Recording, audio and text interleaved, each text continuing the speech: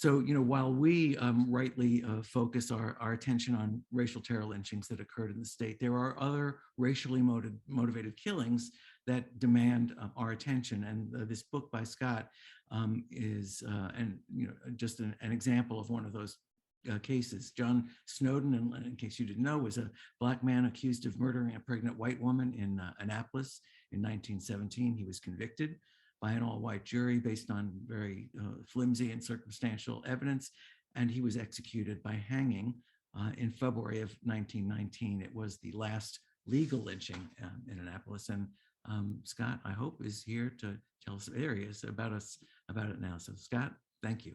Let me unmute. Good morning. Apparently I just logged in just in time. Yeah, here you are. You're on. You've been introduced. Okay. First of all, I want to express my gratitude to Will and to the other folks at the Maryland Lynching Memorial Project. I met Will and others while I was working on this book, and got a lot of help in my research into Maryland history. I'll talk for about 20 minutes or so, and then I'd be very glad to take questions. Now, my background is a little bit different. Most of my published works have had something to do, I guess, with you could say the early history of hyphenated Americans. I've actually written 4 books on Chinese American history and one on Jewish American history. And it was actually one particular book of the Chinese books that I wrote, which you're looking at now, it's called The Third Degree, that kind of got me interested in how minorities have historically been treated and mistreated by the legal system. John Snowden doesn't appear in this book, but this one came out in 2018. But it's about a case that bears some similarity to his, and that's when I first got acquainted with the John Snowden case. The Third Degree was about a Chinese man named Jiang Sengwan, who was accused of murder here in Washington, D.C., that's where I live, in 1919, and was abused by the police during his interrogation. He confessed under duress, recanted at trial, and the issue of whether his confession should have been thrown out of court actually landed the case in the Supreme Court. It was Justice Brandeis who wrote the opinion, and it really set America on the road to what several decades later became Miranda Rights. This was one of the seminal cases that was drawn on in the Miranda opinion that basically said that only voluntary confessions can be used in a court of law. Well, John Snowden's case occurred at almost exactly the same time. Both involved minority defendants who were subjected to abusive treatment by the police.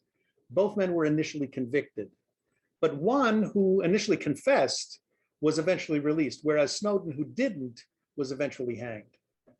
So that's kind of how I got interested in the story. And so I went back and did some research. The story begins with 2 newlyweds, the Brandons, Valentine and Lottie Mae Brandon, who moved to Annapolis from DC in 1917. Valentine had a job at the Naval Experiment Station. Lottie Mae was pregnant, so she wasn't working. And they got a house on what was called 2nd Street at the time. It's today's Lafayette Avenue. Now the house you see in the picture here is no longer standing. That's where they were living. But right next door to it is the parsonage of the Asbury United Methodist Church, which is still standing, and which was then the parsonage. So that's never changed its role. So August 8th of that year, Valentine returns from work. He finds Lottie Mae motionless on the bed, runs for help, but she is discovered to have been brutally murdered about midday. There were no suspects.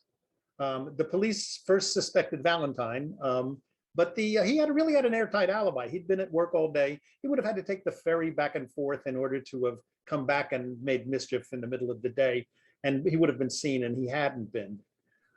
So they interrogated him for a while before they more or less decided that he wasn't the culprit. Well, in those days, Annapolis didn't have a detective bureau. It only had a police force.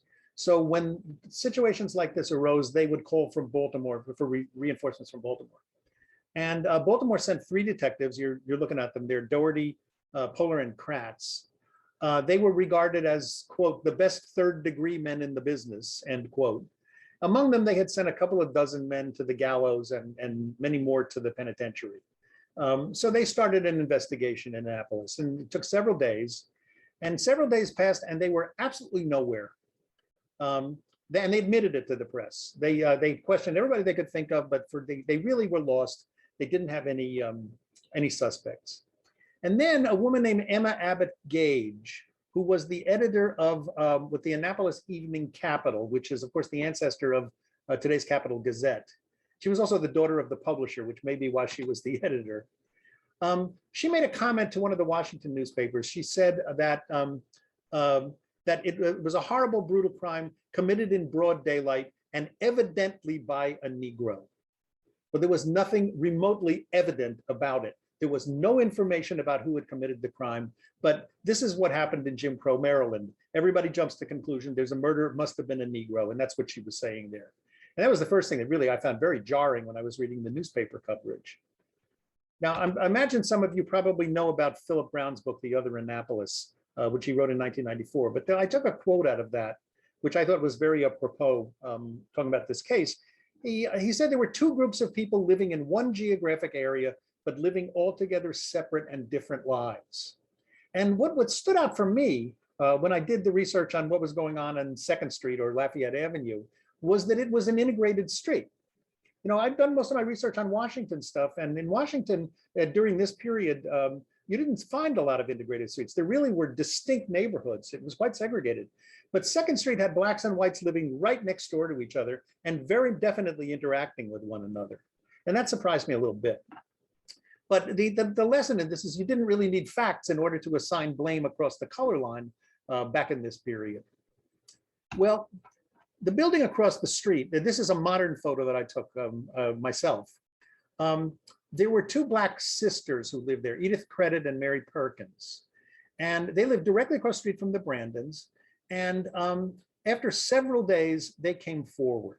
And they said that they had seen a man leave the Brandon home at about the time that the coroner had now determined the murder had probably taken place. And they could identify him. He was an Iceman. His name was John Snowden. And they said they had not come forward earlier because he was a black man and they were afraid of a race riot. So anyway, they came forward. They talked to the detectives, and a man named John Snowden was immediately arrested and transferred to Baltimore. Now, it's interesting why he was transferred to Baltimore. It had a lot to do with the Henry Davis case, which I think some of you know about because this was the last real lynching, I guess, in Arundel County. Now, that had happened in 1906, and here we're in 1917, just a little over a decade later than that. And the police had already decided that if the person they arrested turned out to be a black man, they were going to get him the hell out of town immediately.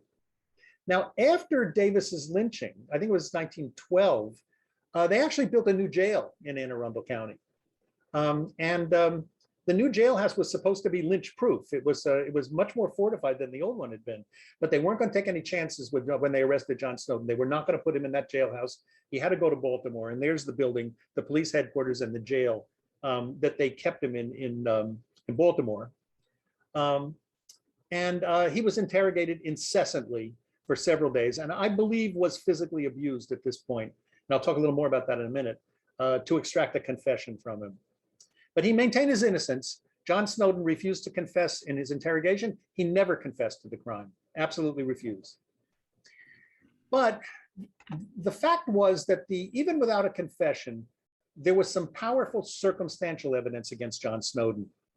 First of all, he lived on Acton Lane. Today it's Citygate Lane, right really behind Lafayette Avenue. So he lived behind the Brandons. The woman he was living with sometimes did laundry for them.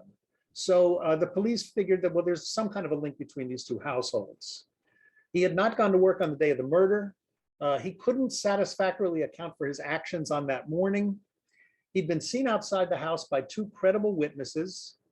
And he'd been caught in several inconsistencies when he was telling his story. But the real clincher was an autopsy. There were actually two autopsies performed on Lottie Mae Brandon, one on the night of her murder and one several days later after the body had been handled and handled and handled. But it was the second autopsy, which was conducted in Washington, where they said that they discovered skin under her fingernails and that it was the skin of an African American. And John Snowden, unfortunately, had scratches on his face that he was not able to explain. The explanation he gave, which is that he'd gotten them from his girlfriend, was initially denied by her. So she didn't do him any favors in her own interrogation, although I think she was probably trying to help him. So if you don't already know the story, here's the Reader's Digest version. John Snowden was tried, he was convicted, his attorneys appealed, but the appellate court sustained the verdict. And they actually approached the Supreme Court, the Chief Justice of the US Supreme Court, and he declined to review the case. So the only hope for John Snowden was the governor of Maryland. And the governor of Maryland, I'm sorry, this is the Supreme Court Chief Justice I was just talking about. The governor of Maryland was somebody named Emerson Columbus Harrington at this point. And he was lobbied hard for clemency for John Snowden. Interestingly enough, by whites and blacks alike. This was never a situation where blacks in Minneapolis only felt one way and whites all felt the other way. That was not the case. John Snowden had a lot of white people who thought that he was innocent, and they lobbied hard for him, as a matter of fact. But Harrington declined clemency. He refused clemency, and John Snowden was ultimately hanged for the crime. But that, of course, was not the end of the story. The Snowden case was regarded for a good chunk of the 20th century, especially by the Black community in Minneapolis, as an example of a legal lynching. An awful lot of people in town did not think he was guilty. Now, fast forward with me to the 1980s and meet Carl Snowden. I suspect maybe some of you know Carl. He was an alderman who held positions not only in the county, but also the state and with Annapolis itself. And while he was campaigning for alderman in the 1980s, John Snowden ran into a man named Lewis Snowden, who was the brother, Carl Snowden ran into Lewis Snowden, who was the brother of John Snowden, the one I was just talking about. There's no relationship between Carl and these other Snowdens, but they're just the same surname. And Lewis Snowden at that point was in his mid-80s. So, and remember that the execution had happened in the teens. This is now the 80s. But Lewis told Carl Snowden the story of his brother. Carl said he was as passionate about it as if it had happened the day before. And it stayed with him. Lewis said, "What are you going to do about my brother if you're elected?" And the story stayed with Carl. Carl is a student of history, if you know him, and he didn't need much persuading that John Snowden had been denied justice in Jim Crow, Maryland. And he was well aware of what went on in courts in Jim Crow, Maryland. So Carl didn't need a lot of persuading. He believed the story. And over the following decade, he petitioned 2 governors of Maryland to look into the case. The first was William Donald Schaefer. But Schaefer was, although he's a Democrat, he ran on a law and order platform. He didn't pardon anybody pretty much during his administration, certainly not interested in pardoning somebody who was long dead. So the file just sat. He said he would look into it, but he never did anything. And then after after Glendenning took office, Carl approached Paris Glendenning to ask him to look into the case, and he agreed. And eventually, in 2001, he issued a posthumous pardon for John Snowden. Let's see. I'm sorry, I should have shown you that slide a minute ago. Here we go. So I took a look at the case. And fortunately, although some of the records are gone, much of the trial transcript actually survives for 100 years ago. And I realized as I read it over that there was really no way that anybody in the 21st century was going to be able to prove that John Snowden was innocent of this crime. The evidence was circumstantial, but it was actually kind of powerful. And the police had not continued to investigate to the point that they had any other suspects. Even Glendenning did not declare John Snowden innocent when he pardoned him. Innocence and guilt it's not necessarily reflected in a pardon. You don't have to be innocent to get one. You can also be pardoned if justice was not done in your case, if you didn't get a fair trial. And that's really what Glendenning concluded. There was reason to believe that John Snowden had not gotten a fair trial. So I actually walked away from the story for a little while because I had been hoping for a case that I could find where it was cut and dried. The state made a mistake, they had to admit it, et cetera. And it wasn't quite that cut and dried, but then I realized I was asking the wrong question. The question of whether John Snowden was guilty will never be able to be answered. But there was at least a chance I could look into the question of whether he'd gotten a fair shake by the system. And that's what I decided to look at. I felt I was in a position to ask the question and possibly to answer it. Now, I'm sure everybody here's heard of the case of the Scottsboro Boys. This is Alabama, 1931. 9 black teenagers, really, who were accused of rape. They were never told they had a right to counsel. They were given no advance access to their attorneys. They were sentenced to death in rush trials that lasted just a day. And if you look at that, and then you look at the John Snowden trial, there aren't a lot of similarities on the surface. He had a qualified attorney who actually fought very hard for him. And on the surface, one might think even that his treatment by the system was fair, but not if you study the details. And that's what I did.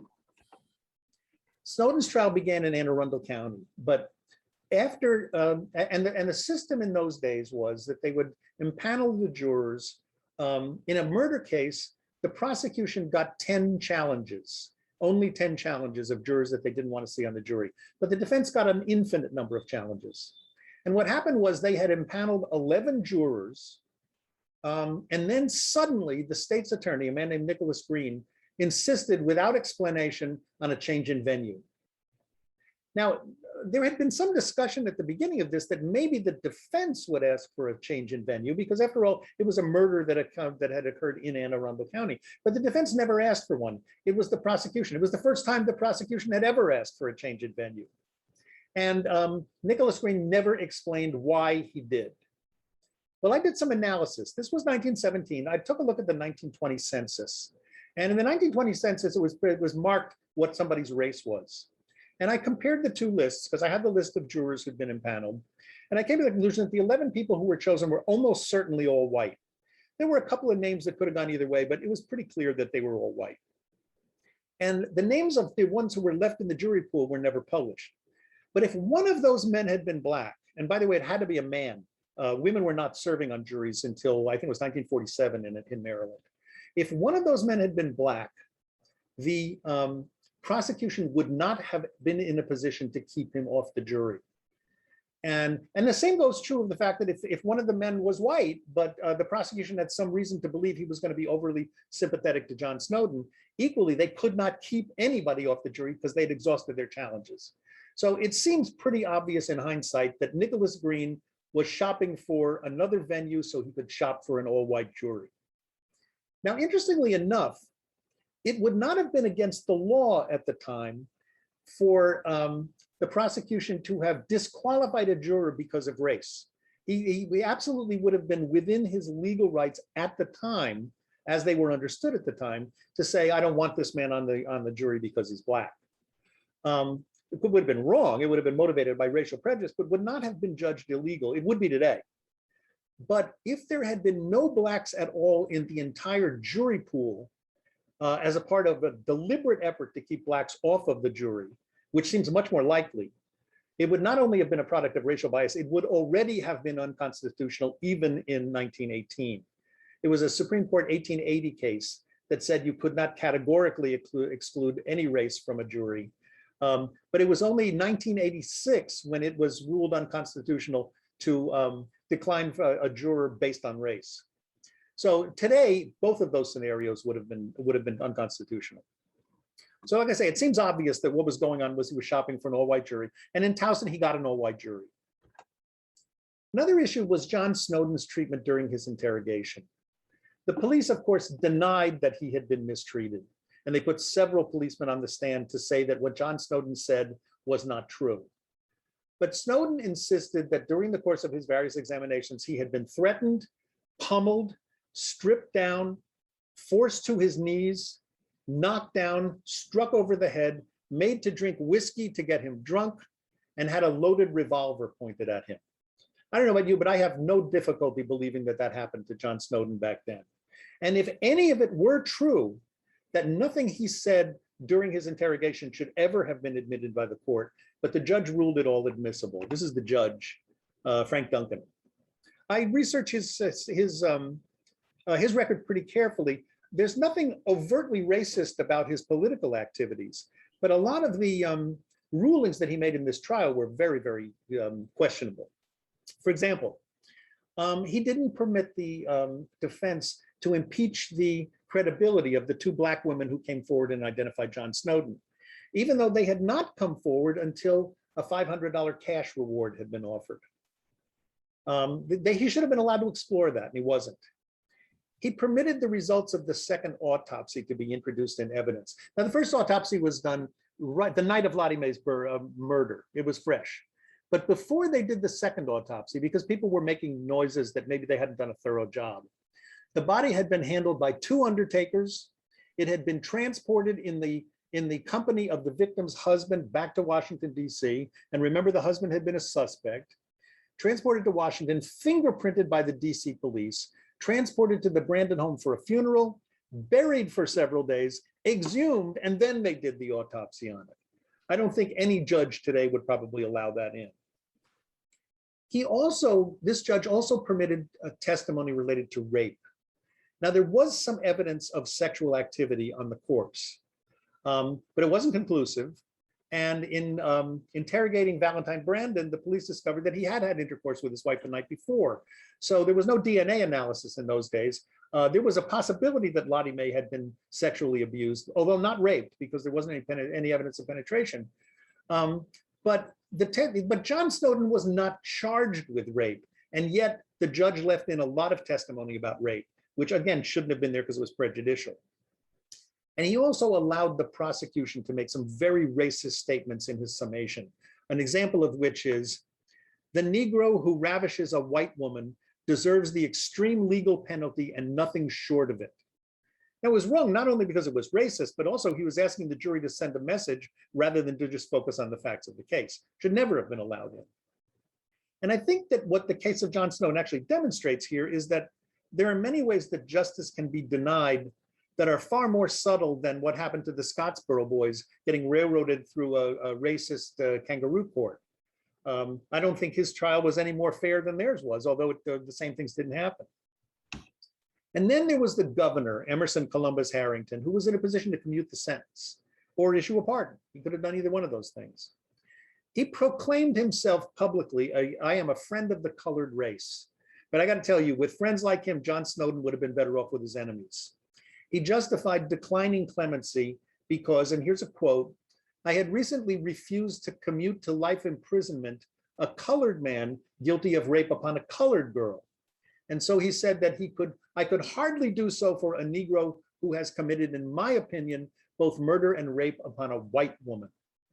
Now, why mention the races of these people if they weren't relevant to him? Of course they were relevant to him. He was drawing a distinction about how he would handle a black person versus a white person in a similar situation. And if that isn't racist, I don't know what is. Well, now, Carl Snowden is surely one of the heroes in this story. Carl's well known around Annapolis as an activist. He sought clemency for John Snowden for under two gubernatorial administrations before he was successful. And but also he wasn't the only one who did it. Once Carl got interested in this, other people joined the bandwagon. And what Glendenning, as I told you before, what ultimately did 80-something years after the fact, he didn't take a position on Snowden's innocence, but he did conclude that he hadn't been granted a fair trial. And I wound up in more or less the same place as Glendenning, but I think I actually found more reasons to object to that trial than Glendenning's people did. And then there's Hazel Snowden. Hazel is John Snowden's niece. She never knew John Snowden. She was born, she's actually younger than I am. She certainly was born much after he died. But she was the daughter of Lewis Snowden, the man who had met Carl. And Hazel got very much involved in the process. She wrote letters, she attended meetings, she phoned the parole board, she wrote the governor personally. And the evening that the pardon was issued, she visited John Snowden's grave at Brewer Hill Cemetery to pray for his soul and to weep for him. Well, this kind of starts to get to why I wrote the book. Posthumous pardons do no demonstrable good to the dead. They're clearly all about the living. Usually it's relatives or friends of the person who died, like Hazel, but also their spiritual or political heirs, or just people who are moved by their cases like Carl Snowden was, or other people like him. Pardons are most valuable when they redeem the living. And I don't think anybody would disagree that living prisoners always need to go to the head of the line. But if they're applied to the dead, they can also be extremely worthwhile when they heal or when they send an affirmative message that the discredited values of the past are no longer the values of the present and must not be those of the future. In a way, they're like mileposts to stop the same mistakes from happening again.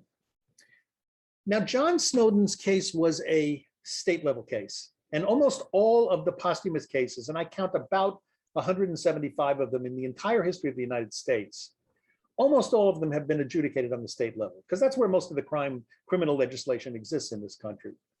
But it turns out that the Department of Justice, which is in charge of, they're the front door for anybody who's looking for a federal pardon. I discovered that when it comes to the level of federal crimes, the Department of Justice refuses to accept applications for posthumous pardons. And I think that's wrong. I think that needs to change. Now, the reason that they give for the policy is actually a good one. They say they have limited resources. They need to spend their time and energy on the applications of living persons instead of dead persons. And I don't dispute that. Everybody should agree with that. The Office of the Pardon Attorney has about 7 lawyers. They have a backlog of about 2,500 petitions for pardons just last year, and nearly 12,000 more for some other form of clemency. So there's no question that more resources are needed for the pardon process, as far as I'm concerned, on the federal level, and that living persons must always take priority. But the government can multitask, and there can be great value, I believe, in posthumous justice as well.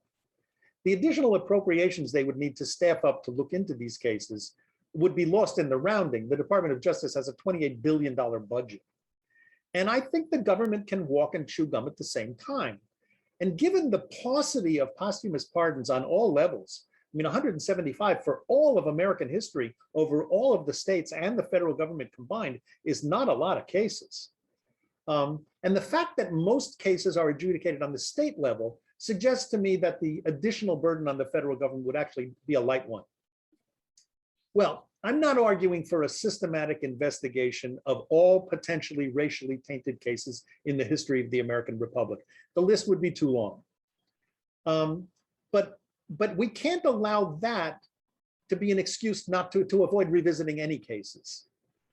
Because in cases where there is evidence of bias that survives and where there's some kind of constituency for a second look, I think that some kind of modern form of adjudication is not only desirable, I would argue that it's imperative, at least on the federal level, also, as well as the state level. Now, I did not write this book to advocate additional posthumous pardons for specific individuals. And I haven't done a great deal of research in other people, but let me name a few cases that other people have suggested might be appropriate candidates for posthumous justice, and specifically cases where racial prejudice may have played a role. And start with Marcus Garvey, prominent Black nationalist known for his role in the Back to Africa movement. He was targeted by J. Edgar Hoover for his advocacy of civil rights. They wound up convicting him of mail fraud, I think it was 1923, and ultimately he was deported to Jamaica, where he came from. Or John Anthony Copeland, who was side by side with John Brown at the raid at Harper's Ferry in 1859. He tried to lead a rebellion to end slavery. For his efforts, he was hanged by the state of Virginia. Slave revolts, the leaders of some of the major slave revolts, Gabriel Prosser, Charles de Solandes, Denmark Vesey, Nat Turner, for example, all people who could be considered. And then there were 2 people called the Oberlin Rescuers, Charles Langston and Simeon Bushnell, one black, one white, convicted in 1859 for violating the Fugitive Slave Act because they rescued a guy named John Price, who was an escaped slave from the bounty hunters. Another one that was put forward was Geronimo, Native American warrior, fought the white incursion on Apache land. And after he surrendered, he spent the rest of his life at hard labor as a prisoner of the US Army. Like I say, I'm not advocating any particular people here, but these are just some examples of what could be done if the government was interested in doing it. So in recent years, we've seen statues of Confederate generals torn down. We've seen new names given to high schools that are named for slaveholders. Plus, I think over the years, Americans have eliminated many of the egregious discriminatory policies imposed by the executive branches of the national, state, and local governments, and repealed many of the racist laws, although we seem to have a new wave of some of them coming at us in the current environment. But policies and laws are really only 2 legs of a 3-legged stool. And the 3rd leg of the stool is the judicial branch. And I argue that a moral nation must reckon with its judicial past, especially cases in which prejudice may have tainted procedures or denied rights or perverted verdicts. And I think these kinds of miscarriages of justice must also be subject to a second look. John Snowden was just as dead in 2001 as he was on the day of his hanging in 1919. His pardon was important to his family, which believed in his innocence, and more broadly to the Annapolis Black community, which in the main reviewed his execution as a miscarriage of justice. And it was also meaningful as a statement to the entire country that, as Glendenning put it at the time, it's a quote that has stayed with me, the search for justice has no statute of limitations. This is the governor being honored at the Asbury Church in 2001 after he issued the pardon. And every year since the time of the John Snowden pardon, his niece Hazel has held a cookout in her uncle's honor. Friends, relatives, and people who just helped secure the pardon are invited to celebrate his life. It's a very happy occasion, but it's one with its somber moments. Somebody is asked to read the text of the pardon aloud, and somebody else recites John Snowden's last statement, which was beautifully, beautifully written, soaring rhetoric.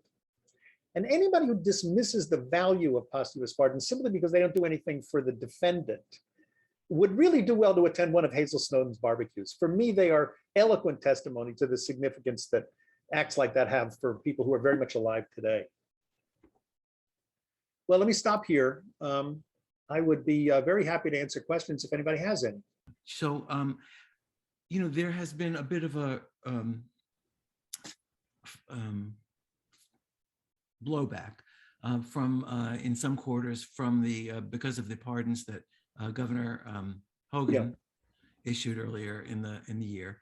And I'm not going to ask you to take a position on that, but I'm wondering, you know, I think one of the arguments, and one is that it was while not a perfect vehicle, it was the only vehicle available to him. Do you think, are you advocating, do you think there should be another, some other kind of option for, you know, for affirming the, if not the innocence, at least the failure of the government to provide due process? Mm-hmm. Well, one of the criticisms that was leveled was, this isn't the most the governor can do. This is the least the governor can do. And I agree with that up to a point. I think that's right. But it depends on what you're looking for and what you want to get out of one of these pardons. I think that's really the nub of the issue. If you're looking for something, as one of the letter writers of the Baltimore Sun wrote and said, you know, this does nothing to help Black people today, I would say guilty as charged. A pardon for somebody who's been dead since 1919 isn't going to help anybody today. But neither is pulling down a statue or renaming a high school. And I think you really almost need to think of posthumous pardons in that category rather than as categories of, you know, pardons in the justice system, because they're much more similar. These are symbolic efforts. They're not designed to do what the governor was criticized for not doing. And you can criticize him for all sorts of things, and there are a lot of other things he probably should be doing. I'm not arguing that. But you should, I guess what I'm saying is you need to have a reasonable expectation of what you can accomplish with one of these pardons. And what I see as important is that if you look at one of these posthumous pardons as a way that the government has of saying, we were wrong, we made a mistake, it's a milepost, it's a signpost that says, we're not doing this anymore. It can't happen this way again. It's like when the Congress finally apologized for Chinese exclusion. It didn't help anybody. You know, nobody who was excluded under the Exclusion Act is probably even alive today.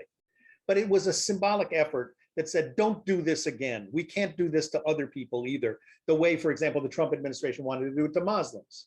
So it's a powerful moral statement. And I think if you take someone who has lost faith in the judicial system, and there's a lot of people who have, and there's a lot of reason to have done that, this is an opportunity to maybe shore up a little bit of that hope that the judicial system isn't completely tainted and has the ability to self-correct in a certain kind of way. Thank you. Yeah, symbols matter, I think. So thank you so much, Scott, for sharing. My pleasure. With us. It's a wonderful book. I recommend it to anyone. It's really well written. It's a page turner, and it's, you know, it's local. So I think it would appeal to a lot of people. So thank you again so much. Last month, the Howard Center for Investigative Journalism at University of Maryland launched this website, the Printing Hate, which is really remarkable and very timely, actually. It documents the historic role of the white press in encouraging and inciting racial terror. And it, as I said, it couldn't be more timely. The commission, the Maryland Lynching Truth and Reconciliation Commission, is actually planning on holding an entire hearing on just that subject.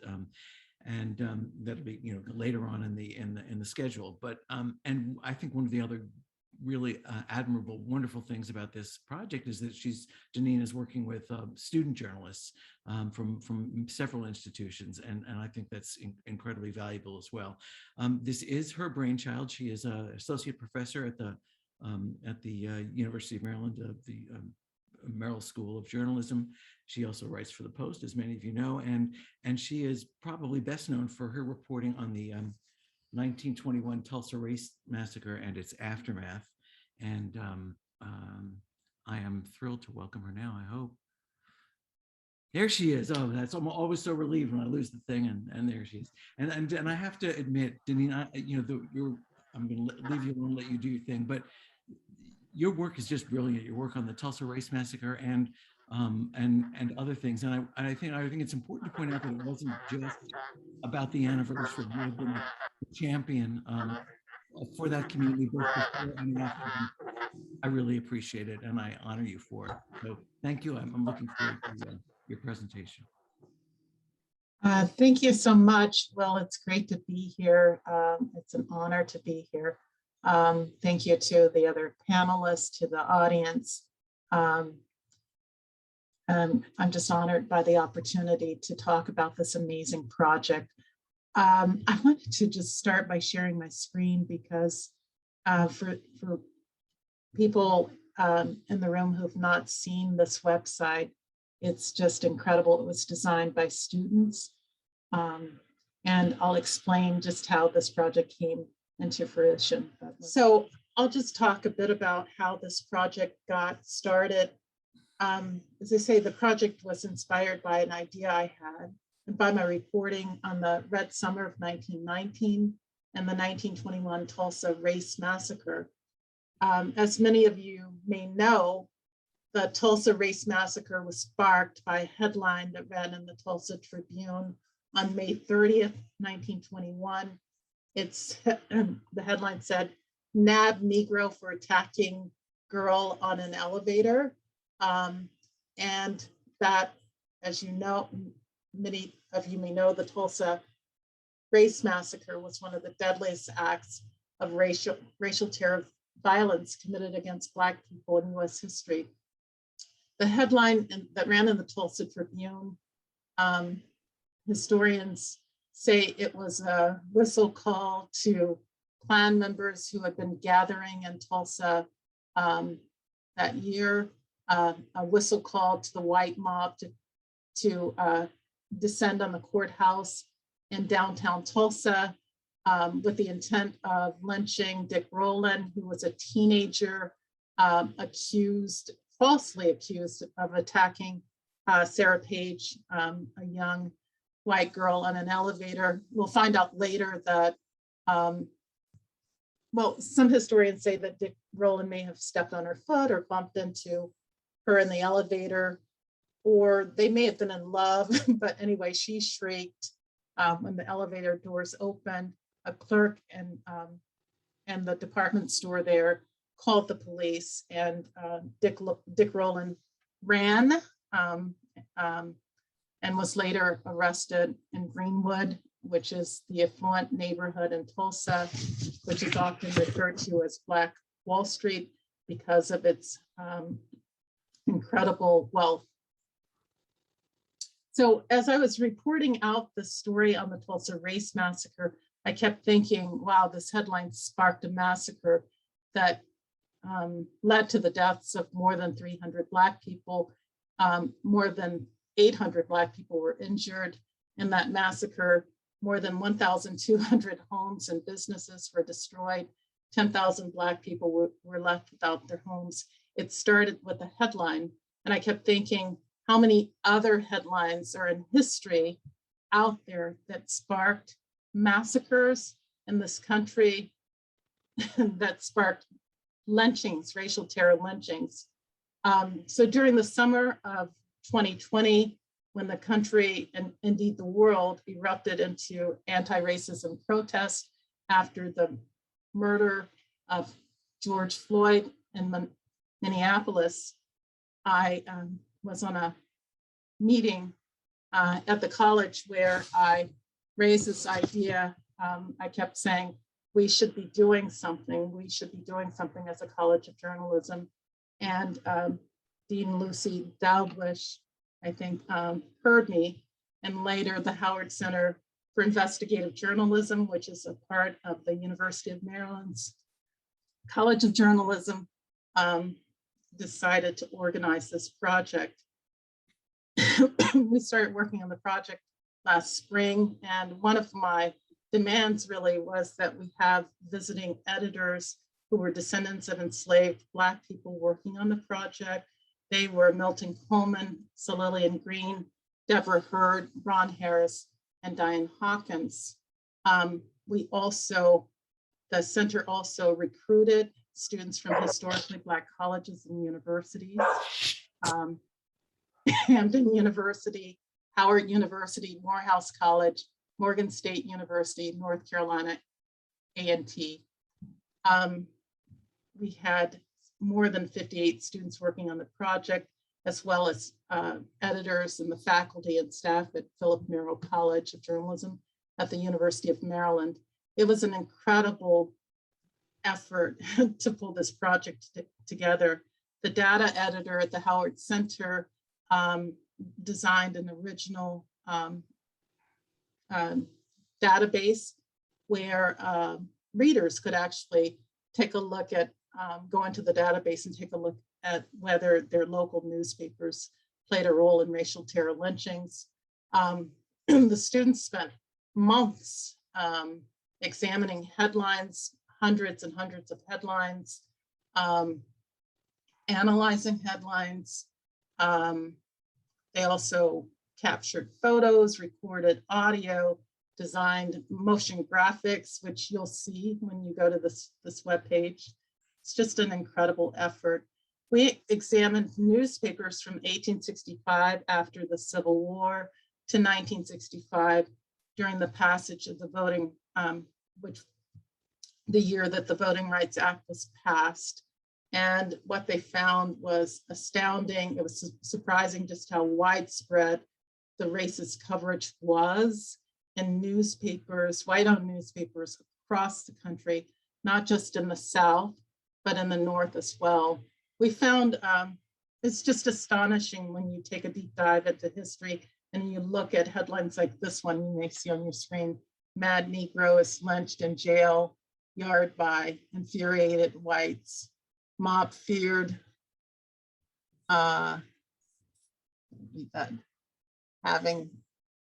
anyway, you'll see that they use the most racist terms to describe Black Americans.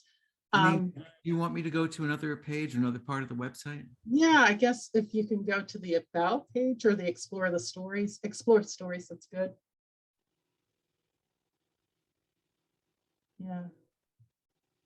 So you can see this is a curtain raiser that I wrote, and it talks about gives you a sense of the scope of the project and what to expect. I pulled out some of the headlines. If you click on that, you'll see some of the most incredible headlines that ran in newspapers. Fried over slow fire is one of them. Lynching caused by brutal murder. Bloody work of the mob. Governor Brough fired upon by Negroes. The assault on a woman avenged. Davis dragged from jail and lynched. Mob riddled Negro ravisher with bullets. 3,000 will burn. So you'll see that in many cases, sometimes newspapers advertised lynchings, the time, date, and place of lynchings. In their editorials and their news reports, they also advocated for lynchings of Black men, women, and children. you'll see that many white reporters often showed up at the scene of lynchings, prepared to report the story. And they wrote, as I say in the curtain raiser, they wrote as though they were covering a sporting event, which is pretty incredible. What they failed to do was interview members of the white mob, which is very, basic journalism. You interview people there, you hold people accountable, you hold the sheriff accountable, judges, law enforcement officials who allowed white mobs to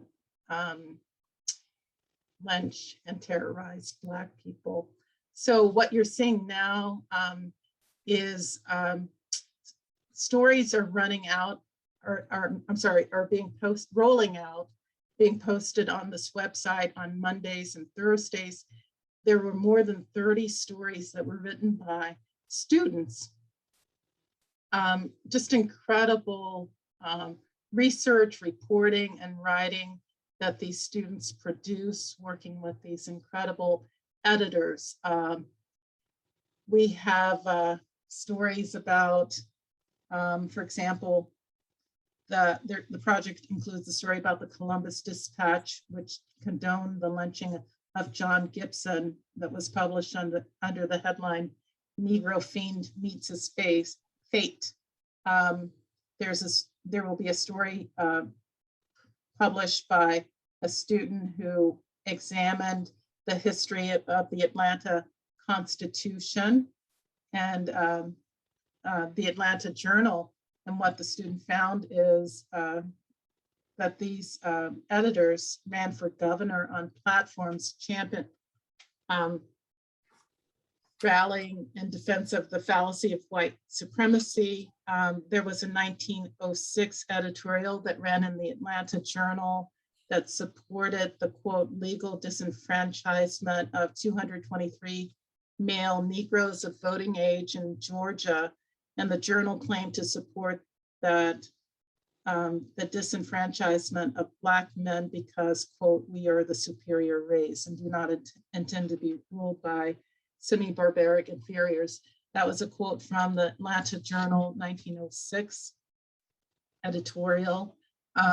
You'll find students traveled to Florida, they traveled to Virginia, they traveled to Elaine, Arkansas, where there was a massacre in 1919, and examined the newspaper coverage of that massacre, which really incited white mobs to descend on the cotton fields of Elaine, Arkansas, and hunt, like literally hunt Black people. Historians believe that maybe more than 800 Black people were killed in Elaine, Arkansas. One of the headlines that ran in the Arkansas Democrat on October 2nd, 1919, was Governor Brough fired upon by Negroes at Elaine. Negroes had plot to rise against whites charged. And again, this was an incendiary headline that incited racial terror. I mean, it's all linked to the newspaper coverage of and headlines that were false allegations of uprising by Black people. One of the historians working on this project with students was C.R. Gibbs. He's an author of Black, Copper, and Bright, the District of Columbia's Black Civil War Regiment. And he did a lecture with students, but he explained that the headlines and the newspaper coverage had the real effect of taking people's lives, of making people's situations that much worse time and time again. He said they were not fighters for truth and justice. They were propagators of violence and oppression and bloodshed. He said that newspapers not only covered the flames, but in many cases lit the flame. So this project is pretty incredible. It's comprehensive. what makes it different from other stories that have examined newspaper coverage of racial terror, lynchings, and massacres was it's the scope and the breadth of this project. There in this database at the Printing Hate website, you'll find hundreds and hundreds of stories, again, examined and analyzed by students. It's comprehensive, and it has, some of the students say that working on this project, reporting the stories, writing the stories have, this experience has had a really profound effect on their lives. One of the students told me, she said, we talk about, this is Victoria Ifatusen, she's a graduate student at Maryland College of Journalism. She told me, we talk about social injustices today and how Black people were treated back then quite often. But she said, I don't think that people, including me before this project, really understood how Black people were horrifically mistreated to the point that their lives were taken just for their skin color. And this student goes on to say, in newspapers, a medium of truth, aided in that mistreatment. And she explains, as a young reporter, it deeply hurts to know that reporters at the time, who were meant to seek the truth, deliberately printed false information that harmed Black people. And she says that this only contributes to the passion I have for journalism and efforts to tell stories truthfully without creating harm to anyone. So it has been an incredible experience working on the project for the students, for the editors, for the professors, for faculty and staff at the College of Journalism. And it's getting a lot of really great reaction across the country from readers. DeNeen, thank you so much for that. I apologize for the technical issues, but it was a wonderful presentation, and this is such a great resource for anyone who's interested in this work. And so I thank you for that. Thank you. It's great to be here. So at the end of September, I went to a wonderful soil collection ceremony in Montgomery County at Rockville. They did just, the people there did a spectacular job, and was put on by the Montgomery County Lynching Memorial Project, and also the county has its own commission on remembrance and reconciliation. And one of the speakers was the chair of that commission, Jason Green.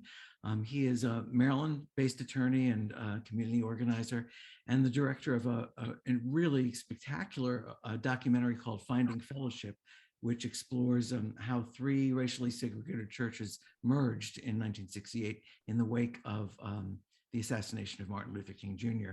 And that's going to have a screening, by the way, on Monday on Maryland Public Television on Monday, November 22nd. And I look forward to, and I'm proud to be able to welcome Jason right now. Thank you, Jason. Well, thank you, Will, and thank you for your tremendous work. And I want to thank DeNeen as well for her work. I'm a huge fan, and the way that she's been able to incorporate students into that work is just so important. Good afternoon. My name is Jason Green, and as Will mentioned, I'm the chair of the Montgomery County Commission on Remembrance and Reconciliation. Will, I appreciate you having me. It was great to meet you at that soil ceremony. Thank you for all the work you've been doing and all the support that you've been giving us and organizations across the state. I know it can be a little confusing. I find myself explaining sometimes that we are not the state commission. We are not the Montgomery County Lynching Memorial Project, which is also known as MoCA LAMP. Frankly, I think it's a blessing that we have that confusion in this moment. I mean, to have multiple organizations that are working towards liberation and racial reckoning, I mean, we really are blessed to have confusion. But it's my great honor to serve with the 19 members of the Montgomery County Commission on Remembrance and Reconciliation. We were created in 2019 by the Montgomery County Council, and our purpose, our calling is to document the racial terror lynchings in Montgomery County. Mr. George Peck, Mr. John Diggs Dorsey, Mr. Sidney Randolph. It's our call to collect soil samples and erect monuments and memorials on their behalf and in their honor, and to promote a greater understanding of this racial terror history in our community. But frankly, we wouldn't be able to accomplish those tasks without the tremendous partnership that we have with MoCA Web.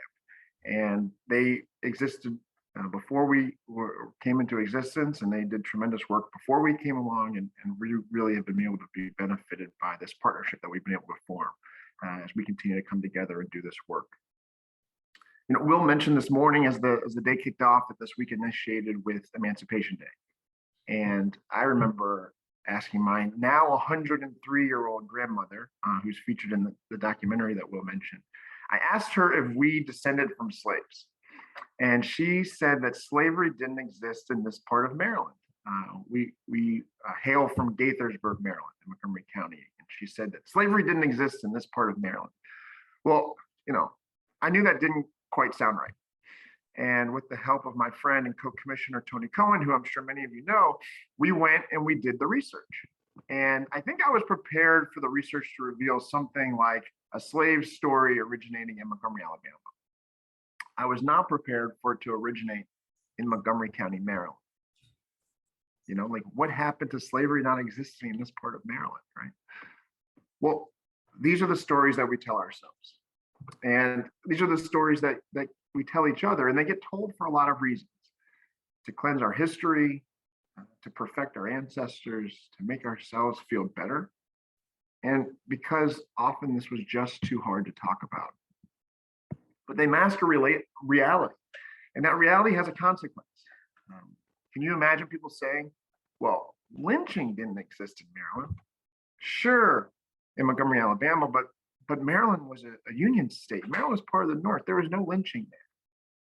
Well, friends, they're already saying that. And that's why the work that you're doing, that's why being here is so important. Because telling the story accurately, well, it matters. You know, people often ask me why the commission is doing this work. I remember a student actually asked me, was the reason why so that we could get even? Well, let me be clear. This is not about getting even or some sense of vengeance or retribution or anything like that. It's about understanding, deeper understanding. The forces of history are at work all around us. Whether we pay attention to them or not, we are shaped and molded by the ideas of those who came before us. So when someone asks me why we're doing this work, it's because we want to know. It's because we need to know how we got here. We need to know how we can move forward. We need to know where our ancestors succeeded and where they came up short. And I fundamentally believe that it's that truth that will move us forward. Now, when you think about the conversation that's happening today about critical race theory, one of the things, well, there are a lot of things that boggle my mind about that conversation, but one particular thing that boggles my mind is that there are those that seem to think that talking about racism, this troubled terrorism past, will somehow bind us to it. And what they don't understand is that we're already bound. The work that we're collectively trying to do is to liberate our future. Our work lifts up those whose lives were cut short by racial violence and racial subjugation. And it acknowledges the suffering experienced by those who lived on past them, their loved ones, their families, our collective community. And our work is necessary because those heinous acts cast a long shadow. It's far too easy to dismiss these acts as aberrations, one-time events in the distant past with no bearing on today. But we know that the systematic denial of rights continues. We know that the brutalization and violence in the name of some corrupted sense of law and order continues. Our laws, our institutions, and as DeNeen is conveying, even those institutions whose mission it was supposed to be to convey truth. Racism has invaded our policing, our prosecuting, and our courts. It has ruined lives and destroyed families, and the vicious continuity between our present and our past can be plainly seen. You know, we cannot change our history, but whether we acknowledge the status quo and the pain it has wrought, well, no, that's up to us. When I learned about the history of slavery in Montgomery County, it was more than disconcerting. It's uncomfortable to think about how what can seem to be in many respects a leader on progressive issues isn't that far removed from the greatest crime in our country's history. My grandparents' grandparents were enslaved. And we enjoy the ability to pretend that those atrocities happened somewhere else. Well, my friends, we can pretend no more. We know that whether or not we do it, those who were affected, they still remember. So by lifting the conversation in the public sphere, we're acknowledging the pain those communities have been through, our communities. We're saying that they belong. We recognize how that terror and supremacy has become pervasive, and we work to end the alienation that makes it a me versus them and turns it into an us. And therefore, it is up to us to be informed by that truth, to pursue equity and justice, and create this new version of community and define who belongs and how we see each other and how we treat each other. You know, we heard from Brian Stevenson this morning, and he conveyed that this path to reconciliation, it's long and it's winding. There will be stops and there will be starts and there will be setbacks. But friends, we are on it. We're on it today at this conference, and we must stay steadfast on it every day. In Montgomery County, we get to work with some pretty amazing partners. I've mentioned Moco Lamp, who's organized soil ceremonies for Mr. George Peck, Mr. Sidney Randolph, Mr. John Dorsey. And in partnership with Moco Lamp and Peerless Rockville, Montgomery History, the County Arts and Humanities Council, the County Executive, the County Council, we've declared November. So in the spirit of Thanksgiving, we have declared November to be Remembrance and Reconciliation Month. We've planned a whole host of events throughout the month, and we kicked it off last evening with a public arts exhibit entitled Certain Party or Parties Unknown. This exhibit projects moving images against buildings in downtown Rockville, those same buildings that failed these men. The courthouse, the jail, the county council building. Yesterday night and tonight, they now bear witness with those men's names, and they will bear their truth.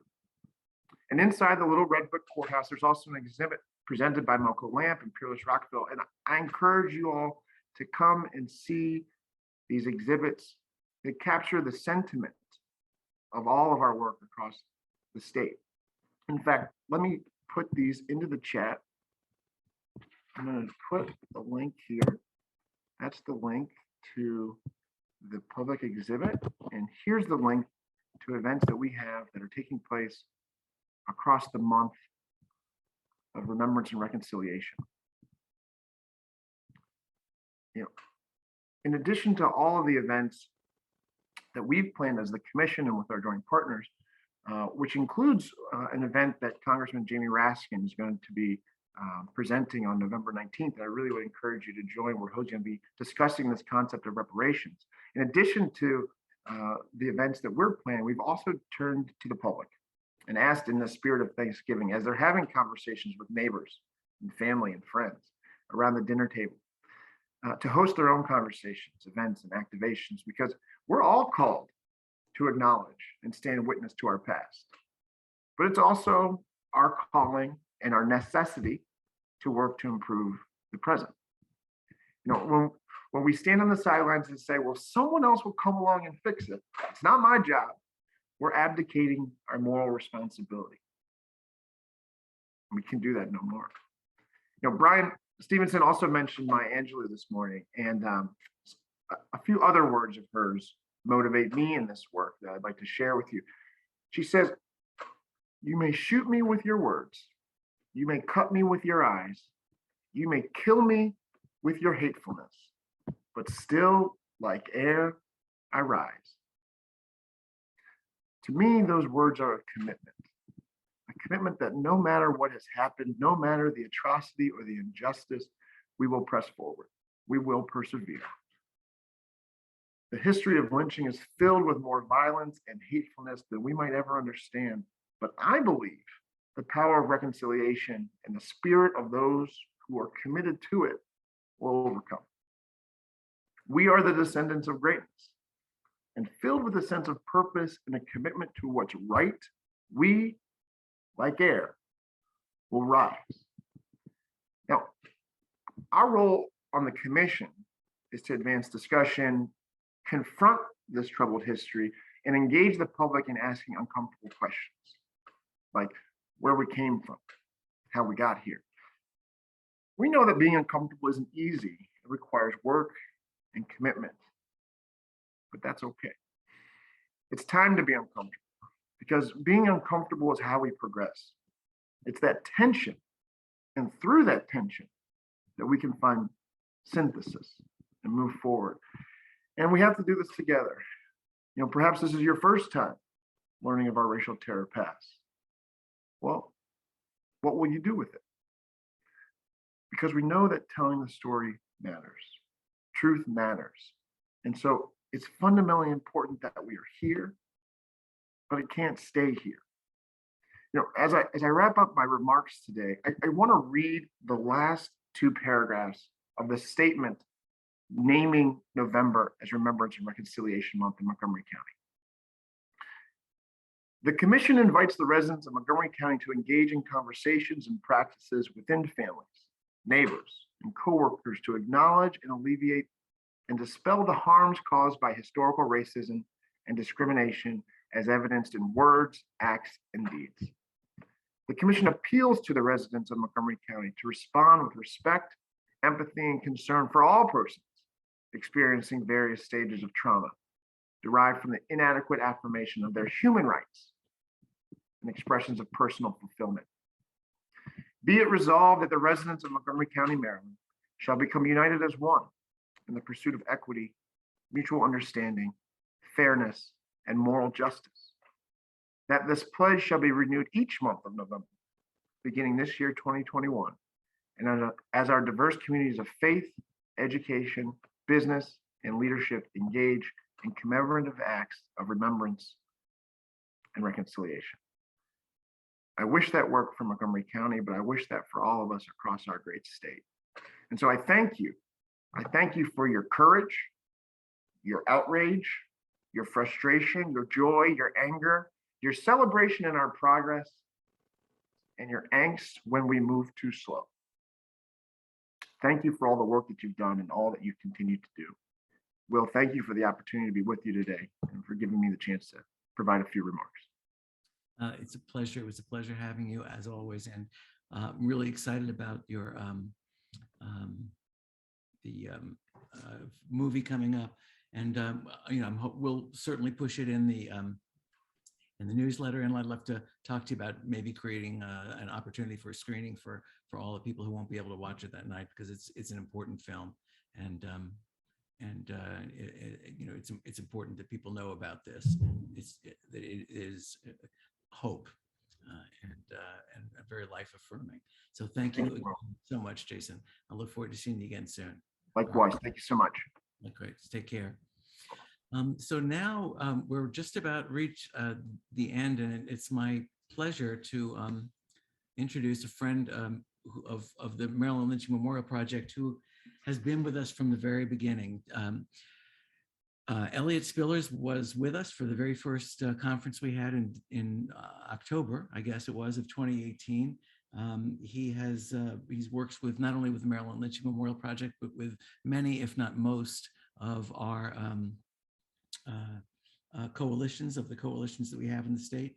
And he's here to not only to bring greetings from Alabama, but also to announce a racial justice essay contest for city students. I mean, I don't know if you know that in many of the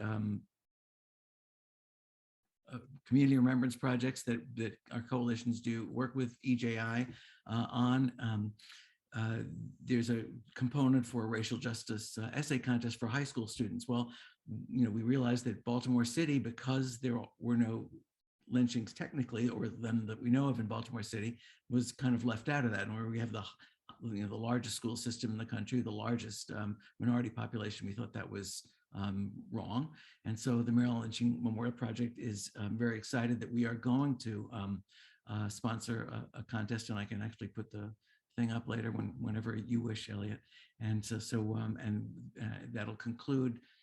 Awards will be made on Juneteenth, hopefully at the Lewis Museum, but more about that later. And I also want to mention, before I forget, and sorry, Elliot, to delay you, that there's another contest that's going on in Prince George's County, and you can get to their page through the Maryland Lynching Memorial Project website. And if you have any trouble, let me know. But they are also having a racial justice essay contest, and I want to make sure that you know that as well. Elliot, thank you for stopping by.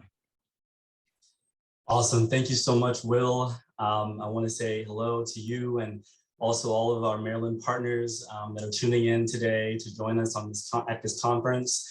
Hello to our friends in Arundel County, Maryland, and St. Mary's County, Maryland, and Montgomery County, and Prince George's, as well as Wicomico County and all others. It's a great opportunity that I've had to work alongside the coalitions in Maryland and MLNP over the last several years to memorialize and document the legacy and history of racial terror, lynching, and violence in the state of Maryland. You know, in 2018, when EJI opened up the Legacy Museum and the Memorial for Peace and Justice, both of which are historical sites in Montgomery, we did so with the intention of creating narrative sites and narrative experiences for people all across the country to come and visit our sites and to engage with not only the broader legacy of racial injustice in this country, but also to give them tools and access to resources that help them to identify the history, the local history of lynchings and racial violence in their own local communities. And so in 2019, I believe, when I connected with Will and Elliot, Jocelyn, Kina Melnick, and even my colleague, former colleague, Evan Milligan, about creating this bill, HB 307, to create this commission. I remember conversations then being centered around the importance of narrative engagement and narrative truth-telling. And as Jason Green just mentioned, the power of storytelling. And what I will say is that over the last several years, I've seen the significance and the beautiful effect that stories have had across the entire landscape of Maryland. Thinking about the ways in which soil collections, our soil collection project, for example, has allowed people in Kent County, Maryland, to learn about the legacy of racial terror lynchings in Chestertown, Maryland, and to memorialize the story of Mr. James Taylor, to even the events that we've been able to achieve in Baltimore County, Maryland. When you think about the lynchings of Howard Cooper, 15-year-old Howard Cooper, in the research that went into memorializing his lynching. And there are so many other stories that I can name. And EJI believes that stories do matter and symbols also matter, which is why we advance our soil collection community project, where those jars of soil are then housed within a legacy museum. And also too, our historical marker projects as well are an amazing and incredible way of creating narrative engagement opportunities for people who are not involved with coalitions already in the communities that you all reside in, to learn about and read about the complicity of law enforcement, the ways in which the media and the white press have been complicit, as many people have already named thus far in the conference, about perpetuating this narrative of racial difference that deem Black people as inferior and white people as superior, and concretizes the ways in which racial terror, lynchings, and violence were a form of racial control that was used to maintain white supremacy and racial hierarchy in Maryland, but also across our entire country, which definitely the connection between the American history of racial terror, lynchings, and violence connected to the lynchings of Black people outside of this country that was identified previously in this conference by Colonel Stewart and John Ashworth and Barbara Williams from the Lynching Sites Memphis Project was an incredible way to make that point just even more salient. I will say that, as an institution, EJI believes that, posthumous pardons are not a healthy way to advance truth-telling about the legacy of lynching, because it distorts the forces of racial bias in the criminal legal system that contributed to the terror lynchings of Black people, like men, women, and children that were lynched between 1865 and 1950. And those forces that are still present today in our justice system, you look at racial bias and jury selection, even right now as we are watching the Ahmaud Arbery case, and the selection of nearly an all-white jury in that case, really paralleling to the ways in which white juries allowed and even perpetuated the lack of due process for many of the victims, all of the victims in Maryland who were lynched for no other reason because they were Black, at a time when the mere accusation of sexual impropriety would arouse mob violence and lynching. As Will said, currently right now we are launching a number of racial justice essay contests in Maryland, and I will put in the chat links to many of these. As Will named, Baltimore City is one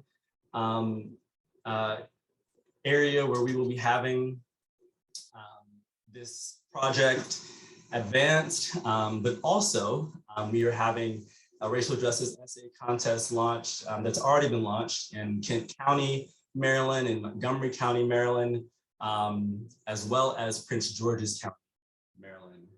And I will briefly just go through the Baltimore City website, microsite that we create, just for all of you all to get familiarized with the content of the essay contest and what we ask of public high school students, and also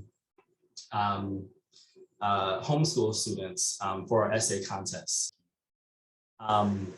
So here's an example of one of our micro sites that we create for coalitions who are launching the Racial Justice Essay Contest.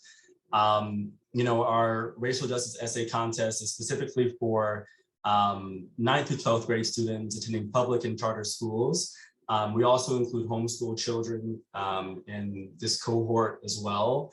We're very intentional about keeping it open to public school, high school students, and also students who are connected to the public school system in communities, because we believe that specifically there are direct connections that we can make between America's history of racial injustice and today's current disparities that we see in our education system, and the historical ways in which racial bias and also racial apartheid has disadvantaged a number of our public school systems across America. And this is, of course, being further amplified currently by the conversation around critical race theory and just that conversation happening currently in our country. So we commit to awarding students scholarship money of at least $5,000. And definitely there have been cases where we've increased that threshold when we've received a number of submissions from students. Here's just some more information. We really do appreciate our partnerships with coalitions across the country, and specifically in Maryland. There's been a number of amazing and incredible local resources, even many of which I just learned about today, that I want to now include on a number of these essay contest microsites. But this is just an example of some of the local resources that we allow, that we include on our microsite. So students are asked to choose an essay topic, and we present a list of topics for students to choose from. And these themes or topic involve a specific topic as it relates to racial injustice in America. And we ask students to write about the theme or topic by also choosing a specific historical event that relates to that historical topic. And then talk about how the past and the present both connect and how that topic can be seen in different institutions today. Here is a list of the essay themes and topics that we talk about, present to students to choose from. As you can see, it's a range of topics, from enslavement to state violence, racial health disparities, unequal access to quality education, environmental racism, mass incarceration, school prison pipeline, a number of these themes and topics also are available on our calendar, our History of Racial Injustice calendar and timeline, which the link is here, which I won't click right now. One good thing that I do want to also name, I see time, is that for the essay contest, we also allow coalitions to choose a local historical event for students to write about in their essays. And so coalitions have presented us a number of local historical events that are unique and specific to their community that students have written about as well in the past. And I apologize, I thought that I included the link to the Baltimore City specific historical events, but I don't see that it is linked, and I apologize for that. Briefly, I will then just say that, we have students, we present definitions for all of these themes and topics for students to explore as well on the website. Eligibility and guidelines. For the Baltimore City contest, the deadline is Friday, May 20th of next year. And the microsite also includes preparation instructions for students to consider. We encourage students to write essays that are between 800 to 1,000 words and respond to the prompt that we present here on the website as well. We also provide essay submission instructions as well. We have students fill out this essay contest form, which I know in some communities in Maryland we worked with, there's been a little hiccups with this, with the Schoology tech systems that, I think create a firewall for our system, but, we've thankfully worked with, John in Baltimore County, hello, John, if you're on, the conference line to help support students through this, the technological challenges. This site is active today. Is that correct, Elliot? That's right, Will. Okay, great. And so, yeah, that is basically it in a nutshell. And we provide tips for students as well to consider in their essays. And so what I will say is, I invite all of you to please, connect with the coalitions, And as Will mentioned on the MLNP website, I believe we'll write these links to the microsite contest in Kent County, Montgomery County, Baltimore City. It will all be available for access. And so please encourage your students and parents and educational support networks to engage with this contest and to connect with the broader MLNP commission work and projects.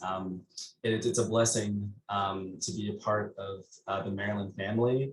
My colleague Bree Lampkin and I joke that we have our favorites in our broader CRP network, and definitely Maryland has a special place in my heart. And Will and Monica and Carl Snowden and the whole team there in Maryland feels this, I hope.